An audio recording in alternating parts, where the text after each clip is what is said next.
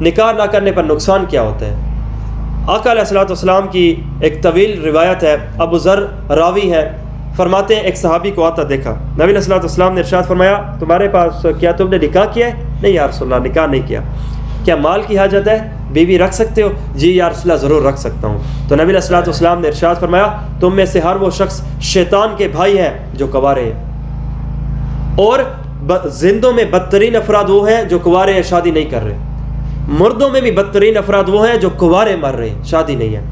اور تمہیں پتہ ہو تم نکاح کرو، یہ مطہر ہے، انسان کو نکاح پاک کر دیتا ہے۔ اے اوقاف شاید نکاح کر لو، کہیں ایسے نہ ہو کہ پیچھے رہ جانے والوں میں سے تم ہو جاؤ۔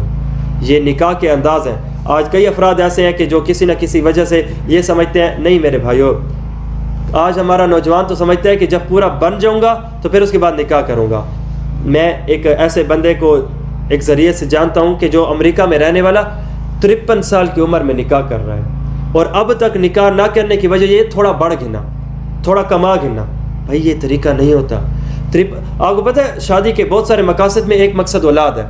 چھوٹی عمر میں نکاح ہو جائے، شادی ہو جائے، تاکہ انسان باپ جب 40 سال کا ہو نا، کم از کم 20 سال کا بیٹا تو اس کا کندھا بن کے سامنے کھڑا ہو، فائدہ ہوتا ہے۔ 53 سال کی عمر میں نکاح ہے، گویا اب یہ خود کو سنبھالے یا آنے والی اولاد کو۔ یہ جب مر رہا ہوگا اس کے بھی کتنے سالوں کے بعد تو بچہ جوان ہو رہا ہوگا۔ تو یہ طریقہ کار نہیں ہوتا، اور جسم بھی ساتھ چھوڑ چکا۔ یہ تمام تر ایسے معاملات ہوتے ہیں، یہ ہمارے معاشرے کے آج ایک بگاڑ پن ہے۔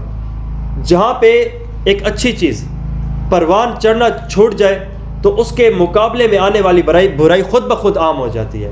میں آپ کو مثال دوں، سچ ہے بازاروں میں ختم ہو جائے تو جھوٹ خود بخود اوپر چڑھاتا ہے۔ یہ ایک گراف ہے، ایک کے نیچے ہونے پر دوسرا خود بخود چڑھاتا ہے۔ جیسے روشنی کے نہ ہونے کو ہی اندھیرا کہتے ہیں، اور روشنی کے لانے کے لیے ایک محنت ہوتی ہے، اندھیروں کے لیے نہیں۔ یہاں پہ بھی وہی معاملہ ہے۔ میں ایک جگہ سے جا رہا تھا تو ایک آگے دیکھا بھکاری مانگ رہا ہے، تو ایک دوست نے کہا یار یہ دیکھو یہ انداز۔ میں نے کہا تم نے یہ تو دیکھ لیا، میرا دماغ یہ کام کرتا ہے ضرور اس کے پیچھے اسلام نے ایک حکم بتایا ہے، وہ ٹوٹا ہے تبھی مصیبت آئی ہے۔ کہا کیا؟ میں نے کہا زکوٰۃ کا نظام۔ صحیح معنوں میں اگر زکوٰۃ عام ہو جائے نا تو پھر یہ غربت تو ختم ہو جائے۔ طارق جمیل صاحب دامت برکاتہم کے مطابق فیصل آباد میں رہتے ہیں، تو وہاں پہ انہوں نے تاجر حضرات کو دیکھا ہے، تو فرمایا کہ میرے مشاہدے کے مطابق صحیح معنوں میں فیصل آباد کا تاجر اعلیٰ طریقے سے زکوٰۃ دینے پر آ جائے، ملک پاکستان کی غربت ختم ہو جائے۔ 100 روپے پہ 2.5 روپے زکوٰۃ ہوتی ہے، اور وہ بھی سالانہ۔ ٹیکس ہمارا زیادہ ہے، اس کے دینے پر کچھ نہیں ہے، لیکن اللہ 2.5 مانگتا ہے۔ اور کس سے مانگتا ہے؟ میرے پیسوں سے نہیں، اسی نے تو دیا ہے۔ قرآن اشارہ کہتا ہے وَمِمَّا رَزَقْنَاهُمْ يُنْفِقُونَ، ہمارے دیوں میں سے خرچ کرتے ہیں۔ اور اگر یہ صحیح معنوں میں خرچ نہ ہو تو پھر غلط انداز سے نکلتا ہے۔ یہ مال کا احتلام ہے کہ جو زکوٰۃ نہیں نکالتے، مکمل صحت مند جسم کو خراب کر کے ایک دانہ رکھ دیتے ہیں، تو مکمل 100 روپے کو خراب کر کے رکھ دیتے ہیں، 2.5 روپے نہیں دیتے نا، تو پھر وہ غلط طریقے سے کتنے ناجائز نکلتے ہیں۔ وہ عزت سے پھر 2.5 روپے ہی دے دو، اور طریقے سے انسان۔ تو اسی طرح یہاں پہ بھی وہی ہے۔ آج کے یہ تو ساری مثالیں تھیں اس انداز کی، اس بات پر کہ اگر جس طرح آج زکوٰۃ نہیں تو بھکاری پن ابھر آیا، اسی طرح آج نکاح سستا نہیں تو پھر زنا سستا ہوگا، نکاح مہنگا تو پھر یہ سستا۔ بھائی یہ ضرورت ہے انسانی، یہ ہیومن ڈیزائرز ہے، بھوک ہے، 2 دن کسی کو باندھ کے رکھو بھائی تم نے نہیں کھانا، ٹھیک ہے بنتا ہے، تیسرے دن وہ گندگی میں بھی منہ مارے گا۔ ادھر بھی ایسے ہی ہے، 4 دن برداشت، 1 مہینہ برداشت، برائی پہ جائے گا، برداشت کی انتہا ہوگی پھر، وگرنہ پھر کیسے معاملہ آگے بڑھے گا۔ تو یہ چیزیں ایسی ہوتی ہیں، اس چیزوں سے انسان کو ایک تھانوی صاحب نے ایک اصول لکھا ہے، اور لوگوں تمہیں پتہ ہے تمہارا مخلص کون ہے؟ منہ سے تو چور بھی کہتا ہے کہ میں چور نہیں ہوں، اسی طرح ہر کوئی کہے گا کہ میں تمہارا مخلص ہوں۔ بہتر انداز سے تمہیں کیسے پتہ چلے گا؟ میں تمہیں ایک نشانی بتاتا ہوں۔ حضرت بتائیے کہ جو کام اچھا ہو، کرنے پر فائدہ ہو ایک، یا جو کام برا ہو، چھوڑنے پر فائدہ اور کرنے پر نقصان ہو، فائدے والے کام کو تم نہ کرو، ناراض اگلا ہو، تو اس کا مطلب ہے وہ تمہارا مخلص ہے۔ چھوٹی سی مثال یہ ہے کہ جب سردیوں میں نوجوان اولاد مستی میں جرسی نہیں پہنتی، جرسی پہننا بچے کا فائدہ ہے، اتارنا سردی کا لگنا نقصان ہے، تو اس پر غصہ کون ہوتا ہے؟ ماں باپ۔ فائدہ ہمیں نہیں مل رہا، نقصان ہمارا ہو رہا ہے، کوڑن ان کو ہو رہی ہے، اس کا مطلب ہے وہ ہمارے فائدے مند۔ اسی طرح انسان نقصان، اگر وہ نکاح نہیں کرتا تو مسئلہ ہے، جسم اپنا توازن کھو بیٹھتا ہے، تو اس پر ناراض کون ہو رہا ہے؟ اللہ، اس کا مطلب ہے وہ مخلص ہے۔ اس مخلص سے بڑھ کے پھر آگے ہم کہاں جائیں؟ اس لیے اس مخلص ذات کو لینا چاہیے. آج ہمارا کیونکہ آج ہم نے اپنے عیبوں کو کمال اور کمالوں کو عیب سمجھ لیا ہے. چھوٹی عمر کا نکاح عیب نہیں ہے, نہ صرف عیب نہیں ہے, عین سنت ہے, طریقہ کار ہے. نبی علیہ الصلوۃ والسلام کی امی اور ابو جان کی عمر ہم حیران ہو کہ ان کا جو نکاح ہے. حضرت فاطمہ اور علی المرتضیٰ کی عمر ہم حیران ہو. اس وقت ہمارے ماں باپ کے ذہن میں بھی نہیں ہوتی, نہ ہمارے بچوں کا ذہن بنا ہوتا ہے. 21 اور 13 اور 17 سال کی عمر میں نکاح ہو رہے ہیں, جہاں پہ بھائی بچہ پردہ پیا نہیں, پردہ پیا بھائی روٹی نہ کھواؤ. بھائی کیوں پردہ پیا؟ نہیں بھائی پڑھنا اور ہے لیکن کھانا ضرورت ہے. اسی طرح پڑھنا اور ہے, فیوچر بنانا اور ہے, پر کیا پتہ ممکن ہو کہ تمہاری ایک عورت ہی آ کے ہمارے ایک خوبصورت طریقے سے معاشرے کو اچھا طریقہ بنا دے, ہمارے فیوچر کو مزید بڑھا دے. ہم سمجھتے ہیں یہ آئے گی کیسے کھلائیں گے اسے, تم کیسے کھا رہے ہو, تم بھی تو بغیر کمائے کھا رہے ہو, اپنی تعلیم کے اندر نہیں ہو. تو یہ ہمارا مزاج ہے. جس طرح آج دوسری شادی ہمارے علاقوں میں بر صغیر میں عیب ہے, عرب میں ایک کا ہونا عیب ہے. جس طرح یہاں پہ ہم پوچھیں نا کہ فلاں نے دوسری شادی کیا ہے, اگلے کا سوال فوراً یہی ہوتا ہے کیوں پہلی کو کی ہے. عرب میں یہ چیز عیب ہے کہ یار کیا وجہ ہے کہ تم نے ایک ہی رکھی ہوئی ہے. ہمارے ایک استاد جی وہ کہنے لگے کہ میں وہاں پہ جا کر حج میں تو ایک دو عرب سے ملاقات ہوئی, سلام تو ہوئی, تو وہاں پر انہوں نے وجہ پوچھی کہ تم نے ایک کیوں رکھی ہوئی ہے. ہمارے والی جب ایک آ جائے تو وہ خود میاں بیوی مل کے دوسری ڈھونڈتے ہیں, دوسری تیسری. تو یہ ایک مزاج کی بات ہے. اور یہاں پہ بھی یہ ایک مزاج ہے کہ بھئی چھوٹی عمر میں ہم نے شادی نہیں کرنی, یہ ایک مزاج ہے اور مزاج ماحول بنا دیتا ہے. تو جس طرح یہ مزاج ہے اس کو ہم توڑ بھی تو سکتے ہیں, ہٹا بھی تو سکتے ہیں. اللہ رب قرآن پاک نے بتایا کیا چیز, کہ اگر تم فقیر ہو تو نکاح کر لو. اب ذہن میں اٹھتا سوال, اللہ کیا ہوگا, ابھی تو کچھ نہیں ہے, عمر کھانا.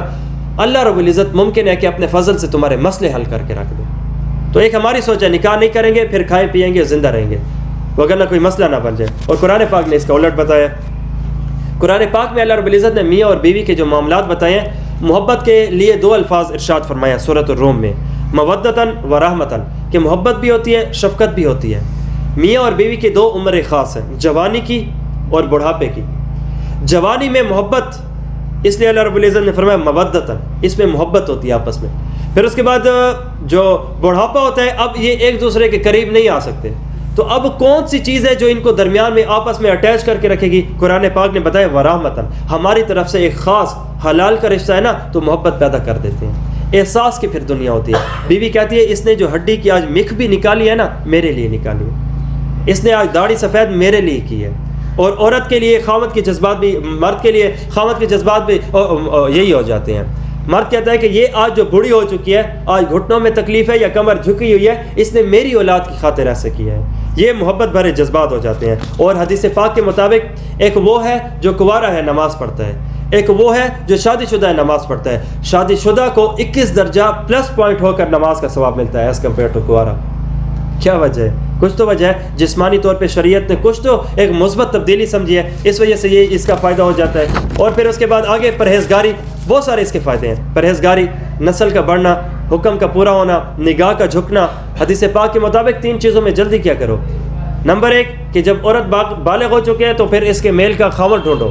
نماز کا وقت ہو جائے تو پڑھو, اور اسی طرح جنازہ آ جائے تو شروع کرو.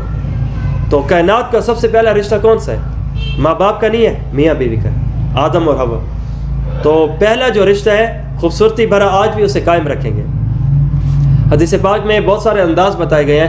تنکح المرأة لأربع, بخاری شریف باب الاکفاف الدین کے مطابق, کہ عورت سے نکاح 4 وجہوں سے کیا جاتا ہے. نمبر 1 لمالیا والی جمالیا, مال کو دیکھ کر, جمال کو دیکھ کر. والی دینیا والی حسبیا والی دینیا, اس کے حسب و نسب کو دیکھ کر. والی دینیا, اور اس کے دین کو دیکھ کر. تو تم جہاں پہ بہت ساری چیزیں دیکھتے ہو, منع نہیں ہے, مال جمال حسب نسب دیکھو, لیکن وہاں پہ تم ایک دین کو بھی دیکھو, اور دین کو پریفر کرو, دین کو ترجیح دو. اور جب دین ترجیح نہیں ہوگا تو پھر اس کے بعد معاملات خراب ہوں گے. خوبصورتی ہوگی, خوبصورتی نہیں ہوگی. خوبصورت آنکھ کو بھاتی ہے, خوبصورتی دل کو بھاتی ہے.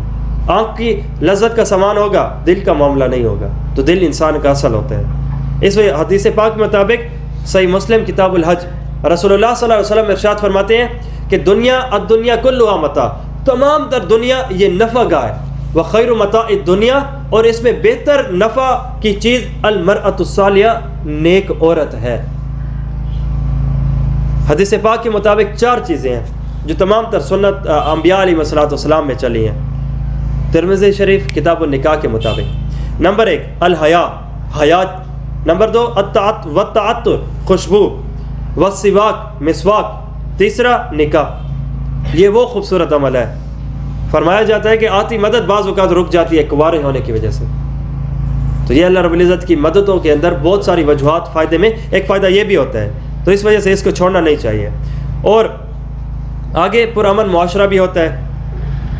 اللہ رب العزت کے راستے میں پھر خرچ کرنے کا مزاج بھی بنتا ہے، گھر والوں پہ خرچ کرنے کا بھی مزاج بنتا ہے.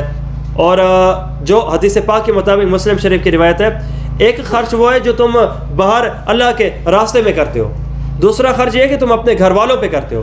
اپنے گھر والوں پہ خرچ کرنا زیادہ افضل ہے، زیادہ ثواب کا ذریعہ ہے. اب یہ موقع بہ موقع ہوتا ہے کون سی وقت کس جگہ خرچ کرنا زیادہ بہتر ہوتا ہے. تو یہاں پہ ان میں سے ایک چیز یہ ہے کہ جب موقع گھر کا ہو تو پھر گھر کو دو، یہ بہتر ہے. اور قرآن پاک نے بتایا تم دو ایک دوسرے کا لباس ہو، اور لباس عیب چھپاتے ہیں. عیب لباس کے پیچھے ہوتا ہے، آگے نہیں ہوتا. لباس جسم کے عیب کو چھپاتا ہے. اسی طرح یہاں پہ بھی یہی معاملہ ہے. بیماریوں سے بھی حفاظت ہے، چاہے وہ جسمانی ہو، روحانی ہو یا جنسی ہو. اس لیے ان چیزوں سے انسان کو مکمل ایک آگے بڑھنا چاہیے، سست نہیں ہونا چاہیے. ذہن کی جو خرافات ہوتے ہیں ایسے ہو جائے گا ویسے، یہ ہماری سوچیں ہیں یا پھر ہمارے معاشرے میں ایک جو ہم نے ماحول خود ہی اپنے ہاتھوں سے پیدا کیے ہوئے اس کی طرف سے ہے. اس لیے ان چیزوں کو چھوڑنا چاہیے. اب الحمدللہ ہمارا کورس اختتام کو